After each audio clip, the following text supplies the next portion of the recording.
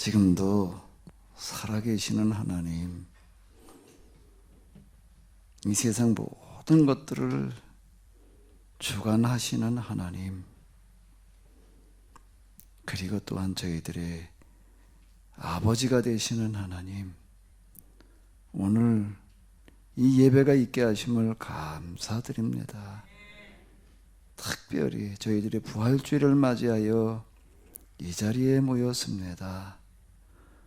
참으로 오랜만에 대면 예배로 모였습니다. 하나님, 그동안 서로 얼굴을 보지 못하다가 오랜만에 얼굴을 보는 그런 시간을 가졌습니다. 지금도 살아계시는 하나님, 여기에도 저희들이 그동안 못 보던 사람들의 얼굴만 보는 것이 아니라 사람의 얼굴만이 아니라 하나님의 얼굴을 배울 수 있는 시간이게 하여 주시옵소서. 하나님을 배웠고 하나님의 말씀을 들을 수 있는 그런 시간이게 하여 주시옵소서. 준비된 사람에게는 언제나 하나님을 만날 수 있도록 인도하시는 줄로 믿습니다. 이 시간 오랜만에 저희들이 한자리에 같이 얼굴을 보면서 또 만나면서 예배를 드리면서 하나님을 배울 수 있는 그런 복된 시간, 복된 자리가 되게 하여 주시옵소서. 이 시간 우리의 마음이 준비되게 하여 주시옵소서. 또 이 헌금 시간, 부활주일 헌금을 드리게 하심을 감사드립니다. 헌금의 의미가 무엇인지를 똑바로 알게 하여 주시옵소서. 네가 이 세상 모든 돈들의 주인이다.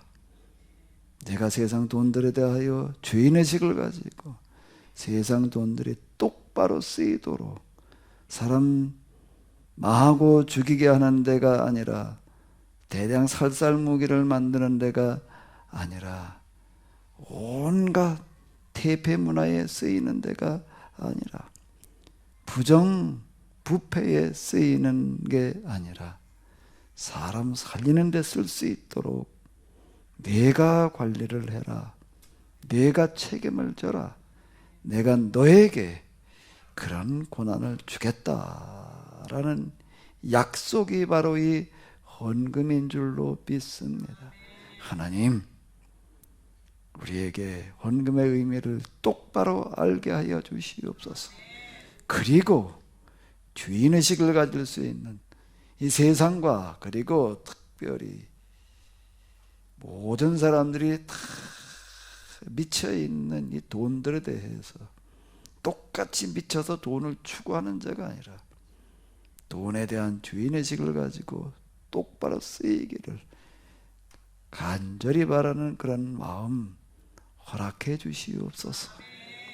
세상 돈들이 잘못 쓰이고 있는 것이 누구 때문이 아니라 내 책임인 것을 깨달아 알고 정말로 가슴 아파하며 통곡하며 회개할 수 있게 하여 주시옵소서. 임자 없이 떠돌아다니는 세상의 돈들, 하나님 이제 임자를 만나게 하여 주시옵소서. 이 헌금 시간을 통하여 이 세상 돈들에 대한 임자가 하나님이시면서 동시에 나인 것을 알게 하여 주시옵소서. 내가 하나님을 대신해서 이 세상의 돈들을 똑바로 써야 되는 자임을, 세상 돈들에 대해서 책임을 져야 되는 자임을 절감하는 시간 되게 하여 주시옵소서. 헌금을 드리면서 헌금 드리면 하나님께서 복을 주시리라라고 하는 이런 잘못된 신앙에서 벗어나게 하여 주시옵소서. 사명을 깨달아 아는, 그리고 사명을 감당해 낼 수 있는 그런 헌금 시간이게 하여 주시옵소서. 이 헌금 드린 이들에게 이와 같은 복을 내려 주시옵소서. 우리 주 예수 그리스도의 이름으로 기도하옵나이다. 아멘.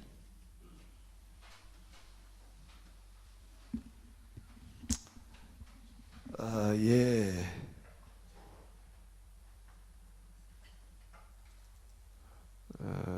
그래도 좀 카메라 좀 여기 팀제 들어오신 분들은 좀 켜주시고요. 기다리다 보니 이런 날도 오네요. 맨날 텅 빈 예배당, 그저 몇 명만 앉아서 예배를 드리다가 그래도 뭐 여러 명이 앉아 있는 이런 분위기가 굉장히 낯설고 좀 어색할 만큼 좀 이상하게 느껴지는 어떤 그런 걸 느끼게 되는데 몇 년 만이죠? 코로나가 시작된 지는 3년 된 것 같고 우리가 그래도 방송 시스템 덕분에 그냥 저희는 완전 비대면 예배를 드릴 수가 있었는데요. 어쨌든 꽤 오래된 것 같습니다. 오늘까지는 식사 부분이 좀 이제 제한이 되어져 있고 아마 내일부터는 아니죠. 내일부터는 뭐 이제 모여서 같이 공동으로 식사하고 뭐 이런 것들도 이제 제한에다 풀리는 거 같고 뭐 한 달쯤 뒤에 가가지고서는 코로나가 걸렸어도 뭐 출퇴근하고 뭐 학교 등교하고 그러는 거 그냥 자유롭게 이제 코로나를 그냥 이제 감기 수준을 다 취급하는 어떤 그런 조치가 뭐지가 아마 예고되고 있는 것 같은데요. 저도 이번에 코로나 좀 알아봤습니다. 알아보니까 뭐 너무 겁먹을 게 아닌 것 같아요. 이제 걸리고 나니까 좀 더 홀가분해지는 느낌인 게 뭔가 하면 이제 뭐 코로나 걸린 사람들 만나는 거 뭐 그냥 뭐 아무렇게 만나도 괜찮겠다라는 그런 생각이 좀 들더라고요. 실제로 뭐 어느 요양보호사 이런 분들은 코로나 걸린 사람을 선호한다며요. 코로나 환자 돌보려면 코로나 걸렸던 사람이래야지 문제가 없지 뭐 이래가지고도 그렇다라고 하는데 이제는 코로나는 뭐 안 걸리려고 그래가지고 될 노릇이 이제는 아닌 것 같아요. 그런 상황이 지금 되어졌는데요. 또 이제 어떤 분들에게는 코로나가 또 심각해서 사망에 이르게 하는 분들도 이제 적지 않아서 지금 장례식장 같은 데에도 지금 그냥 아주 24시간 풀가동을 해도 지금 모자랄 정도가 지금 되어져 있고 뭐 그렇게는 한데요. 그래도 어쨌든 지혜롭게 잘 대처를 하셔서 다 건강하실 뿐만 아니라 이 위기가 기회가 되시기 바랍니다. 우리 하나님 말씀 스가랴서 14장 6절에서 9절까지가 되겠습니다. 우리 같이 보시겠습니다. 그때는 더위나 추위도 없고 낮과 밤의 변화도 더 이상 없을 것이다. 언제나 밝은 낮이 계속되고 다시는 밤이 오지 않을 것이다. 그때에는 저녁 때가 되더라도 밝을 것인데 그날의 길이는 여호와께서만 아신다. 그날이 오면 예루살렘에서 생명을 주는 샘물이 흘러나와서 그물의 절반은 동쪽 바다로 또 절반은 서쪽 바다로 흘러갈 것이다. 그 물은 감은 여름철에도 마르지 않고 겨울철에도 똑같이 흐를 것이다. 그때에는 여호와께서 세상의 모든 백성들을 다스리는 왕이 되실 것이다. 온 세상에 주님 말고 다른 주인이 없을 것이며 온 세상에서 주님 이외에 다른 신을 섬기는 사람도 없을 것이다. 아멘. 뭐 부활주일에 무슨 스가랴서 뭐 이런 말씀이냐 이제 우리가 좀 이렇게 생각할 수가 있는데요. 지난 한 주일 순환 주간 동안 저희가 이제 학교 스가랴서를 가지고 같이 이렇게 이 공부를 했습니다. 이제 학교 스가랴는 서로 떼서 얘기하기가 좀 어려워서 같이 연결해서 봤는데요. 이제 포로에도 귀환한 이후에 이제 이스라엘 사람들 제일 먼저 시도했던 게 이제 성전을 지으려고 그러다가 힘에 버거워 가지고 이제 중단되어졌습니다. 한 20여 년을 그냥 이렇게 방치되어져 있었는데요. 이제 학계라고 하는 선지자가 등장을 해가지고서 이제 성전을 지어라. 너희가 지금 어려움을 겪고 있는 것은 성전을 짓다가 지금 중도에 포기했기 때문이다. 그리고 성전은 그냥 방치해두고 그저 먹고 살 뿐이나 하고 있기 때문에 그렇다. 이제 이렇게 이야기를 합니다. 성전을 짓게 되면은 하나님께서 너에게 복을 내려 주실 것이다. 이제 이게 이제 학계에서의 이제 그 요지예요. 학계서는 짧습니다. 이제 2장밖에 이제 안 되는데요. 바로 이어서 이제 스가랴라고 하는 선지자는 이제 또 이제 학계가 하는 말에 이어서 성전을 짓는다는 게 도대체 어떤 것인지, 어떤 성전을 지어야 되는지, 성전을 지어놓게 되면은 무슨 일이 어떻게 되어져 가는지를 좀 더 이제 폭넓게 여러 환상들을 그리고 설교들을 통해 가지고서 이제 14장 그 소위 예언자 치고서는 그 상당히 깁니다. 14장이나 이렇게 돼요. 이런 것들 이제 얘기를 하고 있는데 14장 이제 마지막 이제 이 결론 부분에 가가지고도 그 중에 하나가 뭔가 하게 되면은 이 성전을 짓게 되면은 이 성전이 있는 예루살렘 그러니까 성전을 통하여 이러이러한 일들이 일어나리라. 이제 이렇게 얘기를 해 놓는 그런 얘기인데 그때에는 더위나 추위도 없고 낮과 밤의 변화도 더 이상 없을 것이다. 언제나 밝은 낮이 계속되고 다시는 밤이 오지 않을 것이다. 뭐 이런 거예요. 그날이 오면 그날 이렇게 얘기를 하고 있습니다. 예루살렘에서 생명을 주는 샘물이 흘러나와서 그 물의 절반은 동쪽 바다로. 동쪽 바다가 어딘가라고 하게 되면 동쪽 바다도 절반은 서쪽 바다로 흘러 들어갈 것이다. 근데 사이가 지중해로 가리킨다 이렇게 얘기를 하는데요. 그 물은 가뭄 여름철에도 마르지 않고 겨울철에도 똑같이 흐를 것이다. 그때는 여호와께서 세상의 모든 백성을 다스리는 왕이 되실 것이다. 온 세상에 주님 말고 다른 주인이 없을 것이며 온 세상에서 주님 이외에 다른 신을 섬기는 사람도 없을 것이다. 이제 이렇게 이야기를 하고 있습니다. 그런데 우리는 이걸 이제 하나님 나라에 가면 이제 이렇게 될 거다. 이제 우리 이렇게 이제 자꾸 이걸 생각을 해가지고 이제 스가랴가 이제 하나님 나라 가서 이루어질 때를 얘기를 했다. 이제 이렇게 이제 생각을 하게 되는데요. 근데 우리가 이제 순환 주간에 학계 스가랴서를 공부하면서 본 바와 같이 예루살렘의 성전을 지라는 게 도대체 무슨 성전을 지라고 그런 것인지 그걸 그렇게 집중적으로 좀 이렇게 생각을 해봤잖아요. 이제 건물 성전을 지라고 그런 건가? 이스라엘 사람들이 예루살렘에 건물 성전을 지어놓지 않아가지고 그저 지금 복을 받지 못하고 있다고 이렇게 얘기를 하는가? 그럼 건물 성전만 지어놓으면은 그냥 하나님께서 그저 복을 내려주신다 이렇게 지금 얘기를 하고 있는 건가? 자칫 문자로만 보게 되면은요 그렇게 기록이 되어져 있어요. 기록은 그렇게 되어져 있습니다. 그럼 문자대로 해석을 한다면은 그런 해석이 되는 거예요. 근데 그렇게 되면 이제 이건 모순이에요. 왜 그러면 포로기 이전에 등장했던 예언자들은 다윗 솔로몬이 지어놓은 예루살렘 성전은 그건 규약 위반이다.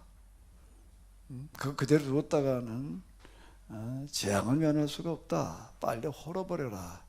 스스로 헐어버리지 않으면 하나님께서 세상에서 가장 강포한 사람들 불러다가 성전을 헐어버릴 뿐만 아니라 너희들을 다 완전히 도륙하고 그리고 살아남은 자들은 포로로 끌려갈 거다.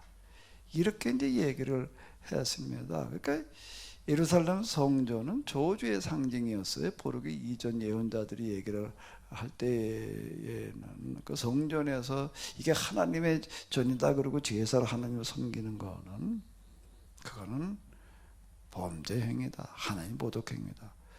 그런데 학계 포로기 이후에 와가지고 또 그런 성전을 지라고 그랬다. 그러니까 모순이 되는 거예요. 이거는요. 앞뒤가 안 맞는 얘기가 되는 겁니다.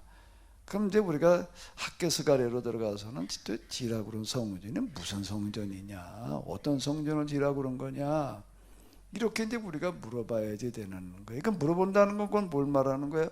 표면적인 문자적인 의미로 와서는 건물지라고 그러는 거예요. 근데 건물을 또 지라고 그랬다 그러면 이게 모순이 되는 겁니다. 그럼 그 다음에 이제 어떻게 접근을 해 들어가 봐야 돼요? 이면적인 의미로 들어가 봐야 되는 거예요. 학교 스가랴가 성전이라고 하네. 도대체 무슨 성전을 지라고 그런 건가? 그 우리가 뭐 제가 그 순환 주간에도 계속 말씀드렸지만 성경을 해석하는 방법은 두 가지가 있습니다. 하나 그냥 문자의 의미에 이제 빠져서 그 문자로나 설명을 하는 어떤 이제 이런 해석인 거예요. 근데 예수님의 성경 해석 방법은 그냥 문자로나 얘기하고 끝나시는 게 아니에요. 살인하지 말아라, 간음하지 말아라. 문자로 놓고 본다면 사람 죽이지 마라, 간음죄 짓지 말라, 이런 얘기인데, 근데 예수님께서는 나는 너에게 말하노니 이렇게 얘기를 하십니다. 나는 너에게 말하노니라고 하는 건 살인하지 말라는 게 단순하게 사람이나 죽이지 말라는 이야기가 아니라는 겁니다. 사람들을 우습게 보는 거, 힘없고 연약한 사람들을 우습게 보고 비난한 자, 라가라고 그러는 자는 그건 살인한 자다 하고, 살인하지 말라는 것에 대한 의미는 이런 거다라고 이렇게 얘기를 하시는 거예요. 이어서 사도 바울은 그걸 또 뭐라고 얘기를 하는가라고 하게 되면 나는 너에게 말하노니 이렇게 얘기하지 않고 사도 바울은 뭐라고 그랬죠? 표면적인 의미와 뭐가 있다는 거예요? 이면적인 의미가 있다. 유대인이 다 똑같은 유대인이 아니다. 표면적인 유대인이 있고 이면적인 유대인이 있다. 표면적인 유대인은 아브라함의 후손, 아브라함의 혈통 가진 사람만, 유대교를 개종한 사람만 유대인이에요. 근데 이면적인 유대인은 그게 아니다. 하나님을 믿고 있는 모든 사람들이 다 유대인이다. 할례라고 하는 것도 표면적인 할례는 지금으로 얘기를 하는 복용 수술이지만은 이면적인 할례는 하나님께서 진정으로 받으시라고 그러는 거는 육체적인 할례가 아니라 마음의 할례다. 자, 이렇게 해석을 해 나가는 거예요. 아브라함의 후손이라고 하는 거는 혈통의 후손이 아브라함의 후손이 아니라 아브라함과 같은 믿음을 가지는 사람은 다 아브라함의 후손이다. 그게 표면 문자로만 해석해 놓고서 성경이 이렇게 말한다, 하나님 이런 분이다 이렇게 얘기를 한다면은 그거는 하나님도 죽이고 사람도 죽이고 다 죽이는 거다. 그 문자 속에 들어있는 이면적인 의미를 찾아내야지 그게 살리는 것이다, 이렇게 얘기를 했습니다. 그런데 기독교 2000년 역사에 이렇게 보게 되면은요, 성경을, 하나님을 다 표면 문자 해석에 끝나버리고 말았습니다. 우리 이제 순환주간을 보내는데 순환에 대한 이해가 우리는 뭔가 하면 문자예요. 예수님이 하나님이시면서 인간으로 오셔서 우리 모든 사람들의 죄를 대신 짊어지고 이제 죽으셨다. 그래서 이제 우리가 그 예수님 앞에 나아가서 우리의 모든 죄를 고하기만 하면 다 죄 용서함 받고 다 구원 받는다. 그 성경에 그렇게 기록되어져 있어요, 복음서에. 그건 뭔가 하게 되면 문자, 표면적인 의미입니다. 그리고 이걸로 끝나버리게 되면은, 그리고 그거 가지고 구원받자 그러면은 예수님을 그냥 영접하기만 하면은 그러면 그냥 다 구원받는 거야. 뭐 행위 뭐 이런 거 필요 없고 그냥 예수님 믿는 믿음, 이걸로 그냥 구원받는 거야. 그 효심이라고 하는 게 있는데, 그걸 통해서 예수님을 개인의 구세주 영접하면은 이제 이미 구원 받은 거고, 그리고 이제 그 믿음 가지고 있다가 죽은 다음에 하나님 나라 가는 거야. 이제 이렇게 이야기를 하는 겁니다. 우리 그동안에 예수님을 그렇게 믿어왔어요. 저도 그랬고요. 그런데 어느 날 어떻게 하다가 눈이 다시 떠져가지고 보니까는 그 표면적인 의미, 문자적인 의미 뒤에 있는 이면적인 의미가 이제 다시 보여지기 시작을 하는 거예요. 그러니까 순환에 대한 표면적인 의미 뒤에 숨겨져 있는 이면적인 의미라고 하는 것은 예수님께서 이 세상에 죄를 다 짊어지고 돌아가셨다. 그리고 그 앞에 가서 우리가 죄 용서 받았다라고 하는 것은 그러니까 예수님 십자가를 지고 또 따르면서 어떻게 된다는 거예요? 어떻게 된다는 거예요? 죄와 마귀가 지배한 이 세상 속에 들어가서 그 마귀의 권세를 깨뜨리고 더 이상 죄가 설 자리를 없게 만들어 놓는 것이 그게 예수님을 통해서 죄 용서함 받는 거다. 그게 곧 구원받는 거다. 그게 이면적인 의미예요. 근데 우리는 그동안에 그렇게 생각을 하는 거야. 에이, 이 세상은 어차피 마귀와 죄가 지배하는 거고 저건 마지막 때 가가지고 심판받아가지고 다 멸망할 거고, 근데 우리는 예수님 믿었으니까, 예수님 믿고 있으니까 우리는 죽은 다음에 우리는 하나님 나라 가는 거야. 이제 이런 식으로다가 우리는 이제 생각을 해 왔던 거예요. 그러니까 순환도 우리는 문자 표면에 끝나버리고 말았습니다. 근데 오늘 부활주일이에요. 그 부활은 또 뭐라고 해서 기록되어져 있는 게 예수님께서 십자가에서 돌아가셨지만은 미리 예고하셨던 대로 3일 만에 다시 부활하셨다. 누구든 빗질을 안고 있었는데 부활하셔가지고 다 흩어져 있던 그런 제자들에게 나타나셔서 다시 그들을 모으게 하시고 이제 이 복음을 이제 이 부활의 전에서 부활의 증인되게 하셨다. 이렇게 기록되어져 있습니다. 이게 복음서 그리고 사도행전에 지금 이제 기록되어져 있는 그런 얘기. 그 이후 이제 예수님의 제자들 이제 120여 명이 어떻게 나가서 이제 이 부활의 증인이 되어졌느냐. 사도행전 이제 그런 것들이 이렇게 쭉 기록되어져 있고. 그래서 이제 우리는 어떻게 되느냐. 예수님께 부활하셨다라고 하는 그 부활이 뭐냐라고 하는, 우리도 죽은 다음에 부활한다. 구원이라고 하는 건 기독교의 구원은 곧 부활을 말하는 것이다. 그래서 우리도 이제 예수님께서 재림하실 때 다시 부활해 가지고서 이제 천국에 들어간다. 이제 이렇게 이제 우리는 믿는 거예요. 그건 뭘 믿는 거고 어떻게 해석을 한 거죠? 부활에 대한 무슨 해석이에요? 무슨 해석이에요? 문자 표면이에요. 문자 표면의 해석입니다.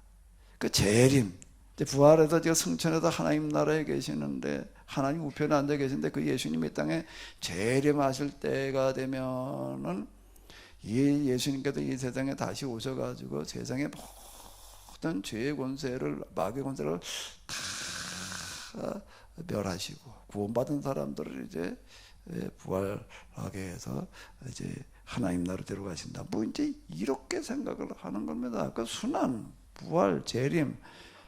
일단 뭐 이제 다른 것들도 다 그렇지만은요. 이제 순환 주간에 이어서 부활주의를 이제 맞았으니까 이제 우리가 이걸 좀 가지고 한번 다시 이면적인 의미를 좀 생각을 해보자. 그러니까 부활 신앙이라고 하는 이제 부활에 대한 소망을 가지는 거예요. 이제 이제 죽은 다음에 우리가 어떻게 하는 거야? 다시 살아나는 거야. 다시 살아나가지고서 그 다음에 이제 이런 눈물도 없고, 고통도 없고, 거긴 코로나도 없고, 그래서 뭐 코로나 때문에 뭐 마스크 써야 될 일도 없고, 그 마스크라고 하는 게 써보니까 참 불편하더라고요. 일하면서도 이걸 뭐 좀 요즘 낮에는 굉장히 뜨겁습니다. 벨전이 20m 이렇게 올라가는데요. 마스크를 쓰고 뭐 땀을 뻘뻘 흘리면서 일을 해보니까 이거 뭐 질식할 것 같아요. 근데 부활한 이후에는 마스크도 쓸 일이 없을 줄로 믿습니다. 우리가 세상에다 이렇게 있지만 이제 부활한 이후에는 우리가 그런 게 있고 소망에다 초점을 맞춰 놓는 거예요, 이게요. 가만히 한번 생각을 해요. 그러니까 우리는 부활에 대한 믿음, 부활에 대한 소망, 이걸 가지고 계속 이제 그런 믿음과 그런 소망을 가지고 살자 말이야. 그럼 그때 이제 죽은 사람도 다시 만나고 말이야. 뭐 이제 맨날 이제 부활에 대한 소망을 가지고 얘기를 하는 게 그거는 표면 문자적인 해석이었다는 거예요. 이면적인 해석은 스가랴서는 예루살렘의 성전을 지으라고 하는 것에 대한 이면적인 해석을 가지고 이야기를 하고 있습니다. 예루살렘이 온 세상의 중심이 될 거다.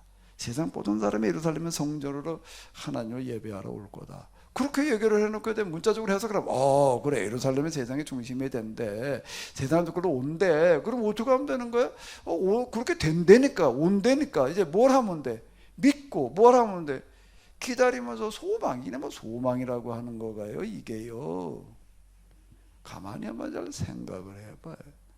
소망 믿음 소망 사랑 뭐 그래가지고 이제 소망 가지고 자꾸 얘기를 하는데 한번 가만히 생각을 해보십시오. 그게 과연 진짜 기다리긴 하고 있으면 되는 건가? 소망이나 가지고 있으라는 얘기인가? 믿음 잃지 말고 끝까지 소망을 가져라. 그래서 이거네 얘기하다 말아야 되나? 그럼 기다리다가 마는 거야. 소망보다 좀 큰 건 뭔가? 대망. 더 감사하게 기다리는 걸 대망이라고 그래야 되나? 맨날 소망, 대망. 주님 언제는 오시려나? 저 먼 하늘 이상한 뭐만 떠도? 구름만 떠도 행여 안에 주님 오시는가 해. 이건 뭐 맨날 그래가지고 저기 이상한 구름이 떴어. 근데 저기 보니까 예수님 얼굴 그거 한참 어디 걸려 있었잖아요. 그 맨날 소망, 맨날 대만 기다리는 거예요. 그저 기다리는 거야. 언젠가는 예수님이 다시 오실 거야. 언젠가는 될 거야. 이게 표면 문자에 그친 신앙이었어요.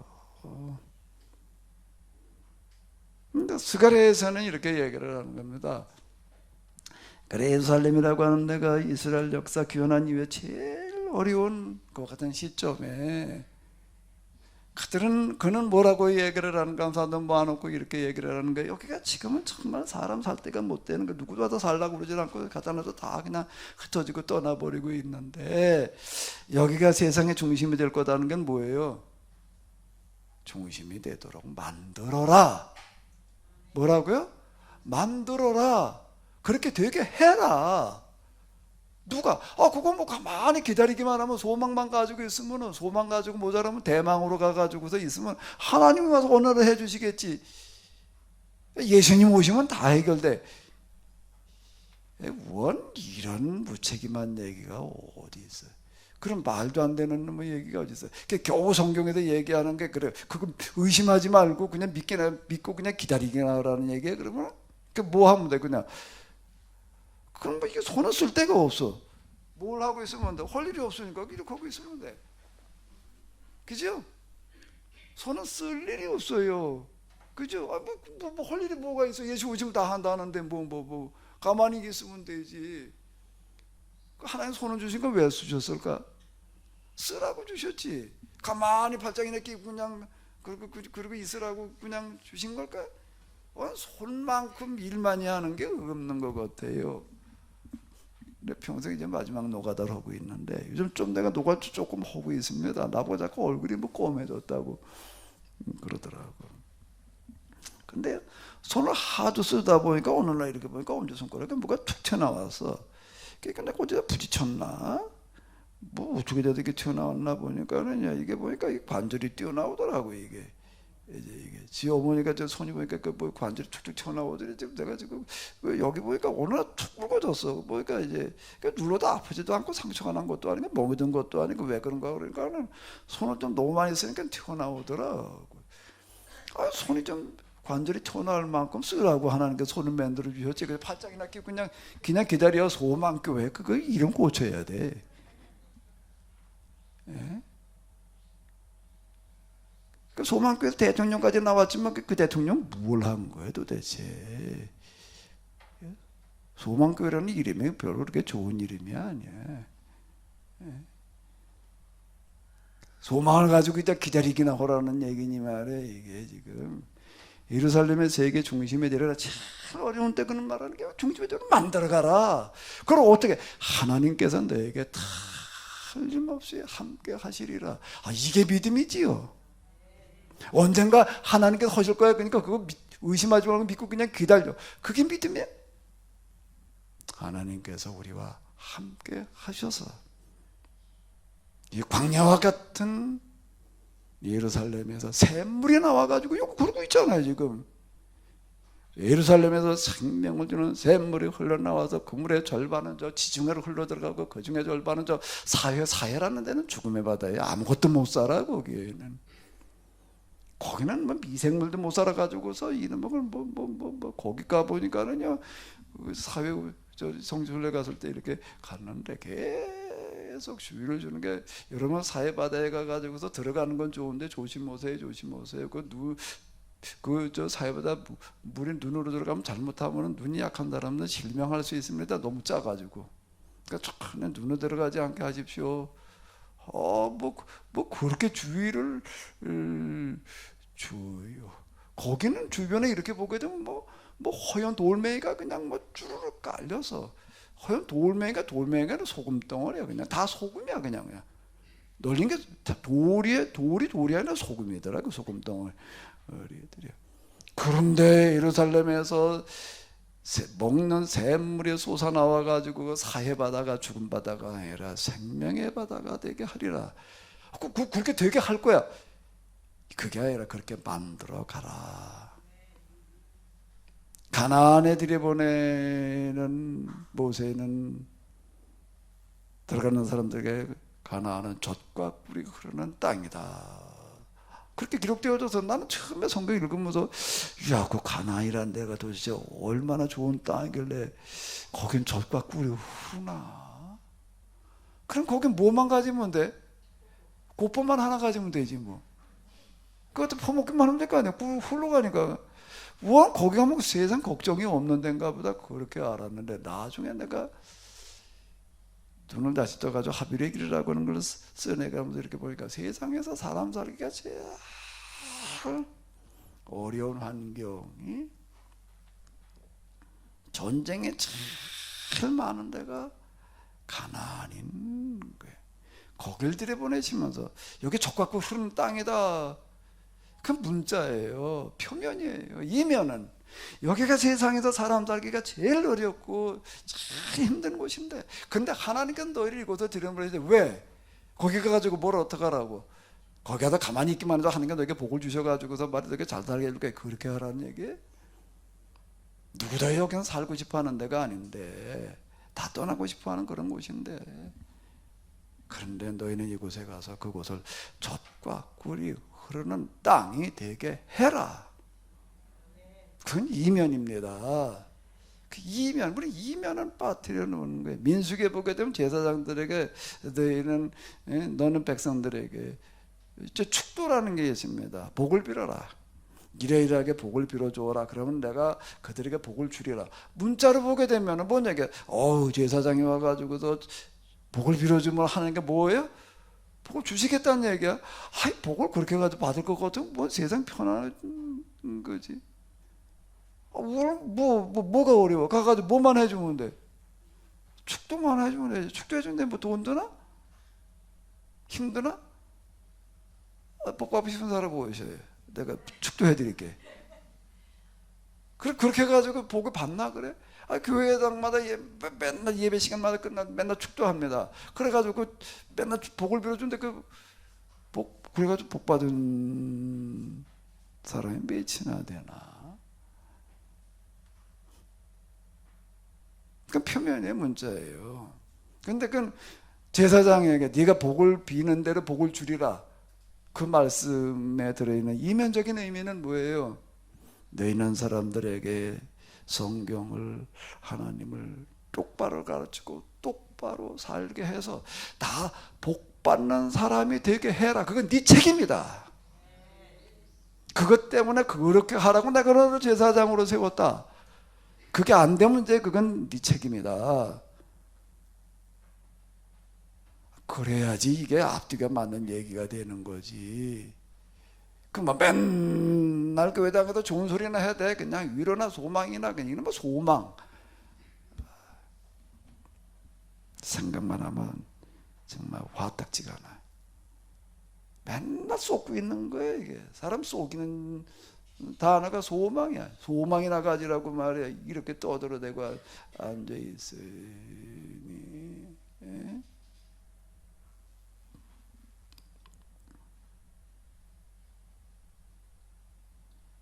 네가 그렇게 되도록 해라. 그건 네 책임이다. 순환에 대한, 십자가에 대한 이면적인 의미는 얘가 예수님을 통해서 예수님 죄 용서 받고 구원받았다 받는 얘기예요. 그래서 어떻다는 거예요? 너는 이제 나가서 이 세상에 죄악이 없는 세상을 만들어내라. 죄가 지배하지 않게 해라. 그런데 그게 안 되면 그건 네 책임이다. 그게 예수님의 십자가를 통해서 구원받았다는, 죄 용서 받았다는 얘기라고요. 근데 그것도 안 돼가지고, 제가 한 주일 동안 또 죄 속에 살다가 이제 와서 또 용서해 주십시오. 맨날 십자가 받아서 무한반복 용서나 빌다가 이기는 마지막에는 재앙내시 치르면서 나는 공로 없으니 예수님 공로 의지하여. 한번 불러볼까요? 나도 사실 제일 부담 없이 부를 수 있는 노래가 그 노래야. 나는 공로 없으니 예수님 공로 의지하여 천국 가겠다라고. 장례식 때 이걸 불러주고 있는 거예요. 예수님 공로 의지해서 천국 가라 말이야. 그게 앞뒤가 맞는 얘기인가? 겨우 예수님의 십자가가 그런 십자가 그런 수준이겠어요? 그래? 기독교 신앙이, 하나님 믿는 신앙이 그 수준이어야 되는 걸까요? 그렇게 되리라는 게 있습니다. 그 미래형이에요. 그 미래형인데, 이제 미안합니다. 그러니까 설명을 위해서 이제 영어 문법을 가지고 좀 얘기를 하려고 한다면은요, 무슨 미래인가 하면 단순 미래예요. 그렇게 틀림없이 그렇게 될 거다라는 얘기인데, 여기가 예루살렘에서 샘물이 흘러나와 가지고 말이야, 한쪽으로 이쪽으로 흘러가, 한쪽 저쪽으로 흘러가서 온 세상을 다 그냥 적실이라. 그렇게 틀림없이 된다는 겁니다. 그 얘기는 그걸 이제 단순 미래라고 그러는 건데요. 단순 미래는 건 뭔가 말하는 사람의 의지예요. 하나님께서 뭐라고 얘기를 하시면 내가 너를 통해서 그 일이 틀림없이 되게 하리라. 그게 하나님께서 넌 필요 없고 넌 팔짱 끼고 그냥 치다나 봐. 가만히. 너 절대 졸지도 말고 의심하지도 말고, 그냥 소망을 가지고. 뭘 가지고요? 소망 가지고 안 되면 소자가 작을 소자니까. 그 다음에 뭘 가지라고? 큰 대망을 가지고 그냥 넌 기다리기만, 내가 다 해놓게. 그런 얘기일 거예요. You shall be 또 이렇게 얘기를 할 때, 그건 뭔가 내가 너를 틀림없이 그렇게 되게 하겠다. 내가 너를 통해서 그 일을 하겠다. You shall be the witness예요. 네가 증인이 되리라가 그거 얘기예요. 증인이 되리라. 그냥 내가 가서 다 할게, 너는 치워다나 보는, 팔짱 끼고 그저 구경이나 하는 그런 소망이나 가지고 있어. 그 얘기가 아니라 내가 너를 증인이 되도록 만들어 놓겠다. 내가 너를 통해서 그 일을 하겠다. 그 얘기가 되는 건데, 우리는 그건 빼버려서 그렇게 얘기를 하면 부담스러워. 그게 팔짱 끼고 있어. 그냥 교회당에 예배 시간에 그냥 주일날 빠지지 말고 오고, 와서 헌금 또 꼬박꼬박 하고, 교회에서 허라는 일이나 그냥 시키는 대로 열심히 하고, 순종이래나? 순종이 좋긴 좋지. 잡종보다 나니까. 그 교육에서 키우던 그 몰이라는 게, 어디서 제가 누가 키우다가 그냥 자꾸 어디 이사를 갔는데 짖어가지고도 주변 사람 시끄럽다고 그런다고 가져가라고 그런다고 그래가지고 갔다가 키웠는데, 그때 그 얼핏 그냥 그거 비싸게 주고 산 거예요. 백몇십만 원짜리예요. 새끼 그렇게 주고 산 거예요. 그건 무슨 그렇게 비싼 건가? 난 그게 약물이라는 것도 몰랐어요. 보도콜을 모르고 그냥 개그치도 않은 놈에게 무슨 놈에게 이게 시커먼 놈에게 백몇십만 원씩 가 그러고 있다. 어쨌든 별로 마음에 안 들더라고요. 너무 커. 그래서 이걸 가져와야 되나 말아야 되나 그러고 그랬는데 그걸 소개한 사모님 내가 아주 가져간다고 말을 해놨대. 그 주인한테, 개 주인한테.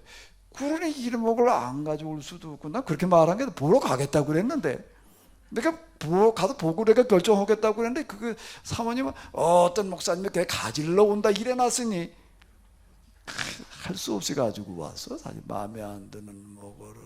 그런데 지금 얼마 전에 또 갔다가 이제 그 사모님 만났는데 이분이 그 모리 주인이에요. 그래서 그 모리가 그때 보니까 꽤 비싸다고 그랬다. 그러니까 무슨 개입니까? 그 개가요. 그거 혈통도 있는 거고 그건 노무현 대통령 키우던 개 저 새끼예요. 그거요. 그거 굉장히 귀하게 한 거예요. 그러니까 다시 보이더라고. 그 개 얼굴이 노무현으로 보여. 그러니까 내가 이름을 좀 바꿔야 되겠어. 무현아. 이건 그 양이나 몰고 다니라고 그래야 될 개가 아니라 이건 이게 대통령이 키우던 개 종자래네. 이건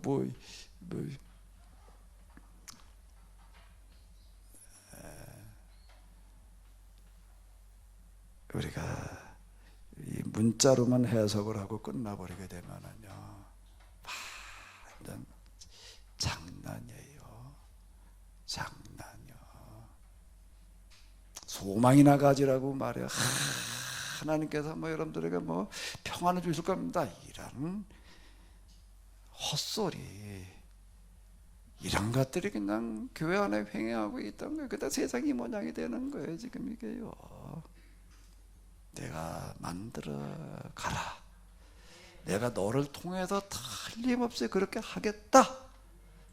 그거에 대해서 너는 정말 믿음을 가지고 힘들더라도 해라. 그러면 내가 되게 하리라. 아멘. 그게 순환이고 부활이고 구원이라고 하는 거예요. 구원도 한번 생각해 보세요. 문자적인 해석은, 표면적인 해석은 여기서 이루고 있단 말이에요. 예수님 공주 의지하여 저 영원한 나라 가는 거야. 눈물도 없고 슬픔도 없고 거기는 고통도 없고 가난한 사람도 없고 집 없는 사람 거기 가면 없어. 다 그냥 무슨 저택에 산대나 왕궁에 산대나 거기 가면 다 하나님의 자녀니까 왕자래나 공주래나 거기 오면 다 그렇게 왕자 공주처럼 그렇게 되는 데야. 그건 문자예요. 표면이야. 그런 구원? 그러니까 우리는 맨날 그런 구원.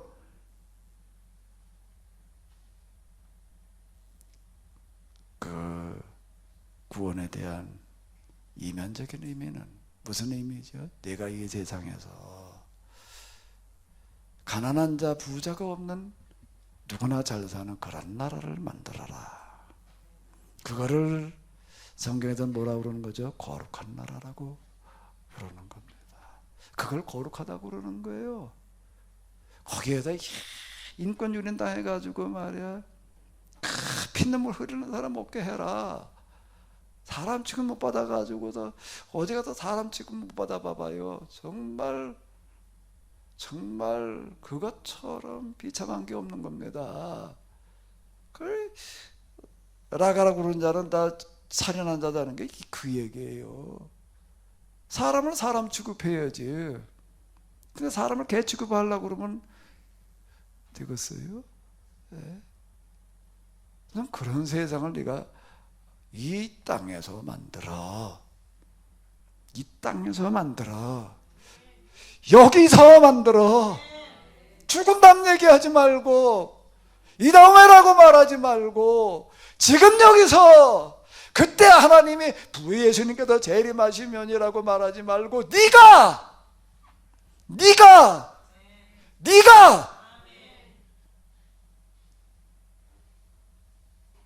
팔짱 끼고 있지 말고 구경이나 하려고 그러지 말고 믿기나 하려고 그러지 말고 소망이나 가지려고 그러지 말고 팔 걷어붙여 도전해.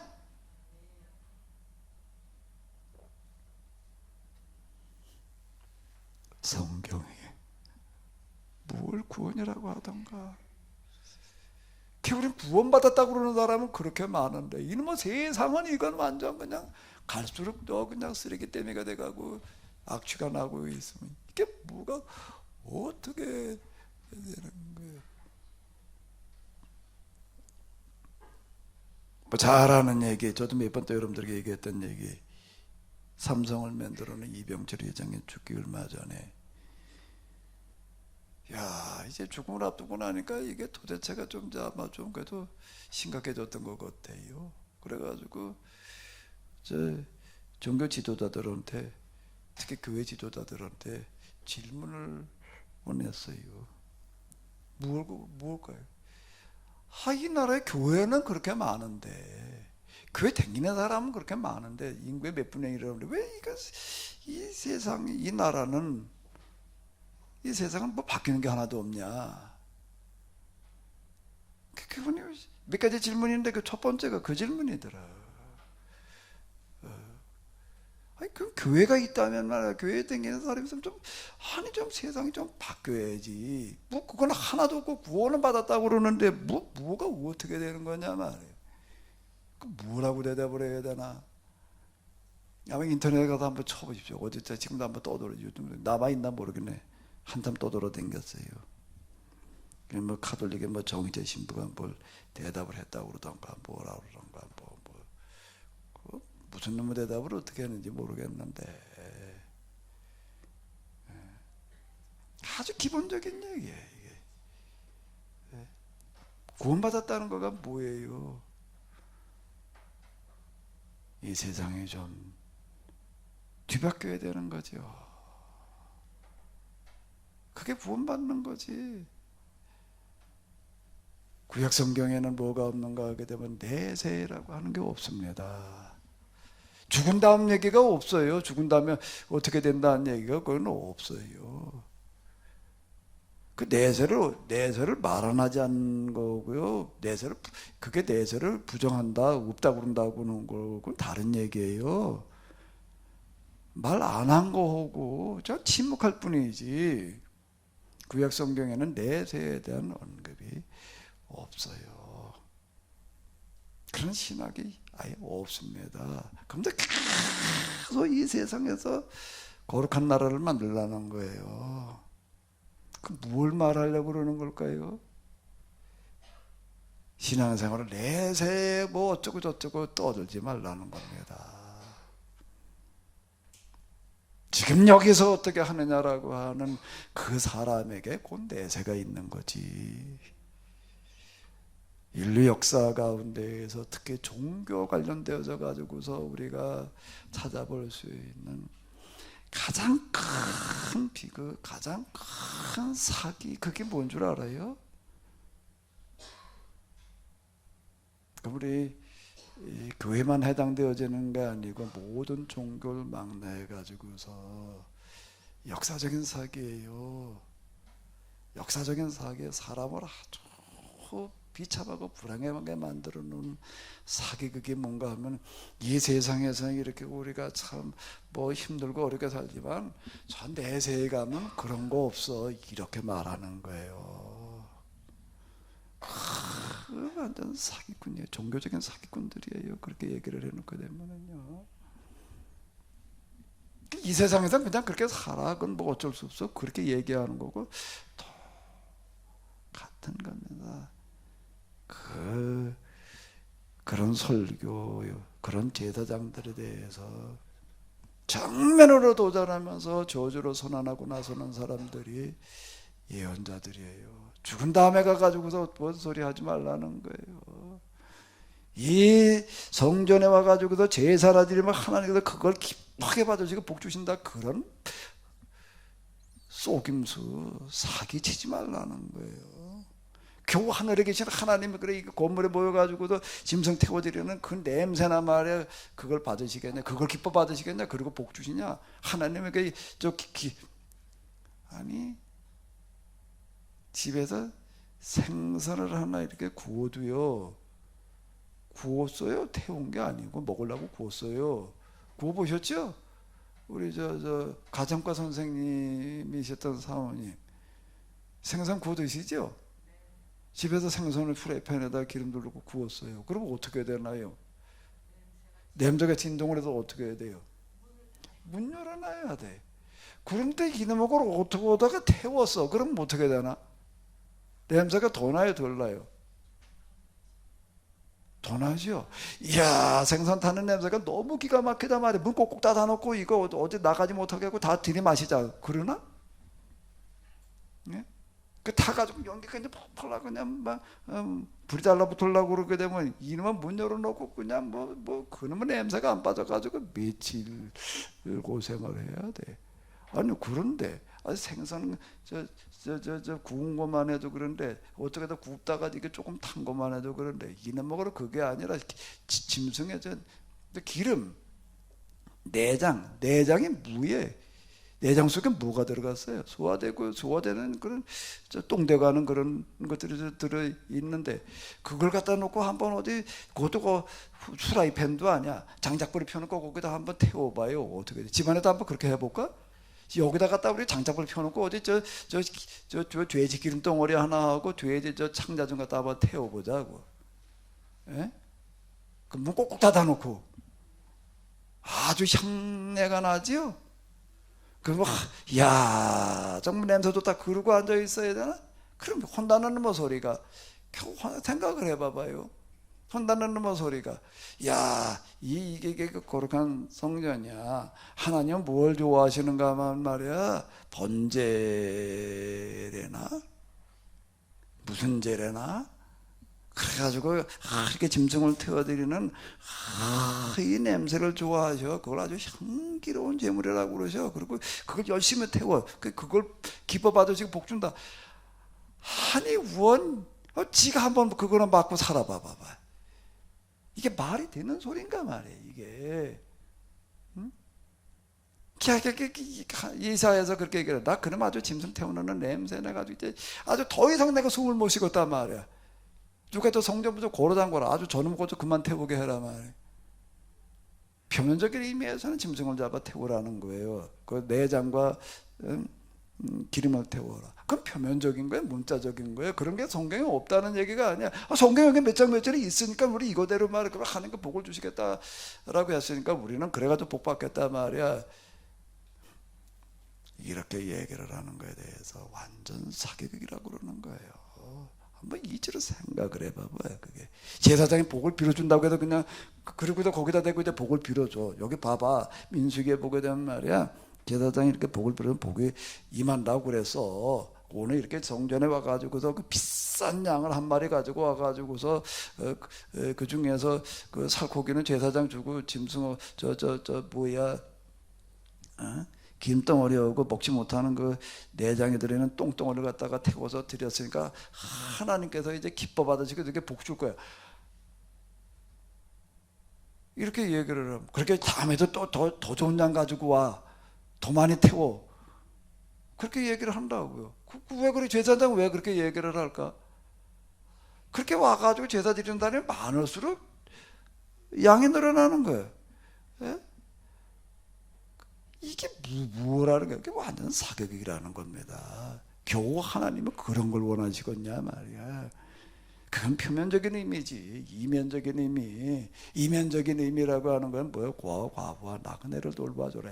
과부 나그네 그 자기 힘으로 살아갈 수 없는 그런 사람들을 갖다가 너하고 똑같이 살게 해주는 그런 거가. 이거 초막절을 지키러 온 세상 사람 몰려오리라라고 얘기를 하는 거가 이런 걸 얘기를 하는 건데. 그거가 그 제사의 의미이지. 산제사를 드려라. 죽은 제사 저 짐승이나 갖다 기름덩어리나 갖다가 말에 똥이나 태우는 그딴 제사 말고 산제사를 드려라.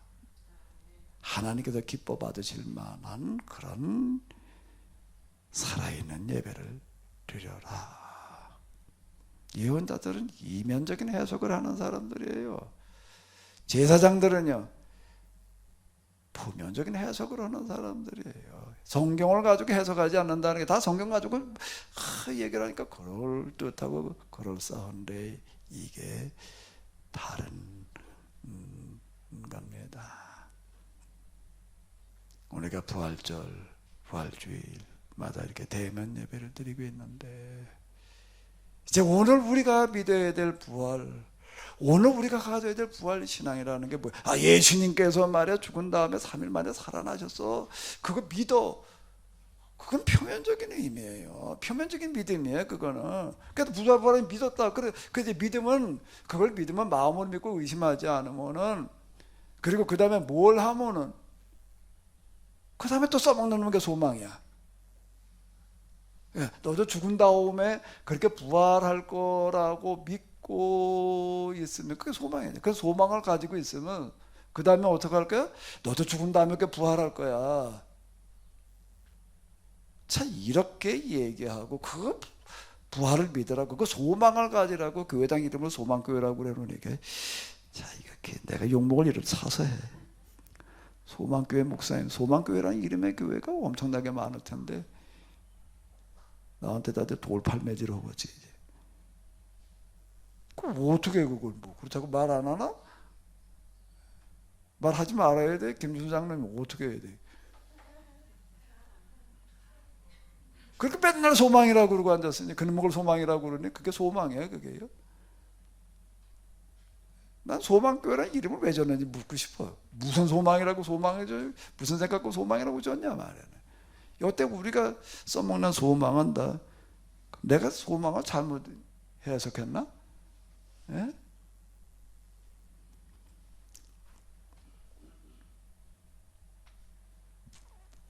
소망의 망자가, 대망의 망자가 망할 망자인 것 같아. 그러다 망하게 만들어 놓는 건 것 같아. 작게 망하고 크게 망하고 다 망하게 만들어 놓는 게 지금 오늘 우리가 하고 있는 어떤 이제 그런 꼬락선인데요. 이제 우리가 좀 진정한 부활의 신앙을 가져야 될 줄로 믿습니다. 예수님께서 재림하시면 말이야 뭐 다 해결하실 거야. 그건 표면적인 의미이고, 우리가 예수님의 부활에 대한 믿음을 가져서 나가서 이 세상을 예수님께서 다시 오실 만한 세상으로 우리가 만들어 놓자. 아멘. 여기 빈부격차가 있는, 그런데 예수님께서 어떻게 오시겠어요? 이 빈부격차가 그냥 창고라도 살 수가 없습니다. 그러니 예수님 오셔서 이제 이거 해결해 주고 그러고 기다리는 거기에 예수님이 오실까 그래? 넌 뭐 했냐 여태? 난 소망교회 다니면서 소망을 가지고 있었습니다. 그래야 되나? 그게 구원이라는 게 겨우 소망을 가지는 걸까? 예수님께서는 예수님께서 거룩하신 하는 거룩한 곳에 오시는 줄로 믿습니다. 빈배의 격차, 또 뭐지요? 신분 격차, 죄의 격차가 없이 누구나가 다 사람 대접받고 있는 참 귀하게 여겨지는, 그래서 정말로 열심히 나가서 정말 손가락이 뭐 좀 튀어나오긴 튀어나왔는데 사실 좀 창피해. 운막 하나 짓겠다고 일하다가 이러고 있으니 말이야. 운막 말고 좀 세상을 좀 예수님께서 오실 만한 세상을 만들기 위해서 손가락에 관절이 튀어나오게 좀 뭘 해봐야 될 텐데 그런 걸 못하고 겨우 이러고 있으니 내가 참 뭘 하고 있는 건가 그런 생각을 합니다. 우리가 예수님의 부활을, 예수님의 재림을 말하려고 한다면 그분이 오실 만한 세상을 우리가 만들어 놓아야 될 거 아니에요. 그걸 어떻게 만들어? 그렇게 돼 있느냐 아니냐는 건 중요하지 않습니다. 예수님은 그걸 보시는 게 아니에요. 그렇게 만들려고 정말 온 힘을 온 사력을 다 하고 있는가? 다 하고 있는가? 정말 그걸 바라고 있는가? 그게 소망이야. 뭘 바라는 게 소망이에요? 예수님께서 다시 오신다는 걸 기다리는 게 소망인가? 이 세상에 정말로 예수님께서 오실 만한 세상에 되기를 간절히 바라는 소망교회가 난 늘어나기를 바래. 기다리는 게 하는 소망교회 말고 정말 자나깨나 그 간절한 영혼을 가진 대만교회가 늘어나기를 바라요. 그리고 바라기나 하지 말고 할 수 있는 거를 손가락에 관절이 튀어나오도록 일하는 그곳에 우리 예수님은 찾아오시는 줄로 믿습니다. 함께 하시는 줄로 믿습니다.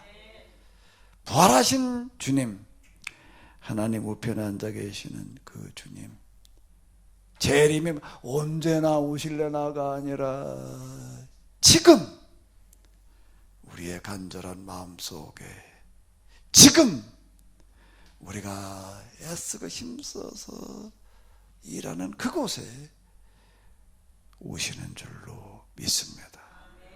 그런데 하늘에 계신 하나님, 하나님 우편에 앉아 계신 예수님, 주일인데 예배를 드린다고도 꾸역꾸역 모여들 그러고 있는데 거기서 뭐 하나님 찬양을 받으시라고 또 뭐 곡을 가지고 음악을 가지고 이걸 영광을 돌린다고들 무슨 기도를 어떻게 한다고들 그러고 있는데 고민은 가실 곳이 없는 거야. 갈 곳이 없는 거야. 갈 곳이 없는 거야. 갈 곳 없는 것만큼 쓸쓸한 마음은 없습니다. 전에는요, 구정 추석 명절이 되면은 네 군데 그래도 갈 곳이 있었어요. 그래도 어느 목사님들도 한번 찾아뵈야지. 그래가지고 이제 챙겨. 이건 어떤 목사님 갖다 드려야지. 그런데 어느 날 보니까 갈 곳이 없어. 왜? 다 돌아가셨어요. 이제 그 다음에 이제 내 차례인 것 같아. 아니, 이제 친척들 가운데도 갈 곳이 없어요, 이제는요. 그쵸. 야, 이제 벌써 이렇게 됐나. 갈 곳 없다라고 하는 것만큼 쓸쓸한 게 없는 거예요. 하루 어디 나가서 한정을 쏟아 저녁 때가 됐는데 돌아갈 집이 없다고 생각을 해봐요. 집에 가도 반겨줄 사람이 없다고 꼼꼼한 집, 썰렁한 방, 거기에 들어가서 현관문 들고 가서 스위치 끄고 들어가야 된다고 생각을 해봐요. 그보다 가슴 아픈 건 없는 거야. 그런데 주일이 됐는데 특별히 부활주일이라고 그러는데 하늘에 계신 하나님을 가실 곳이 없다면은 말이 되겠어요? 우리가 좀 하나님이, 예수님이 오실 곳이 있도록 좀 해드려야 될 줄로 믿습니다. 우리끼리 뭐 어쩌고 저쩌고 뭐 북적북적 한다고 거기 예수님이 함께 계시는가? 이면적인 해석이 예수님이 오실 곳인 줄로 믿습니다. 이면적인 신앙생활이 예수님께서 함께 하실 수 있는 자리인 줄로 믿습니다. 오늘뿐만 아니라 여러분들의 하루하루 매 순간이 부활하신 예수님께서 재림하실 수 있는 그 자리, 그 현장이시기를 바랍니다. 오늘 모였습니다. 오랜만에 모였습니다. 너무 반갑습니다. 그런데 그걸로 끝나지 않게 하여 주시옵소서. 예수님께서 함께 하실 수 있는 만남, 예수님께서 기뻐 받으실 뿐만 아니라 친히 여기에 강림하실 수 있는 그런 예배, 그런 모임, 그런 대화가 있게 하여 주시옵소서. 이제는 우리 주 예수 그리스도의 은혜와 하나님 아버지의 놀라우신 사랑과 성령님의 도우심에 저희들 가운데 이면적인 의미의 부활로 함께하여 주시옵시기를 간절히 축원하옵나이다.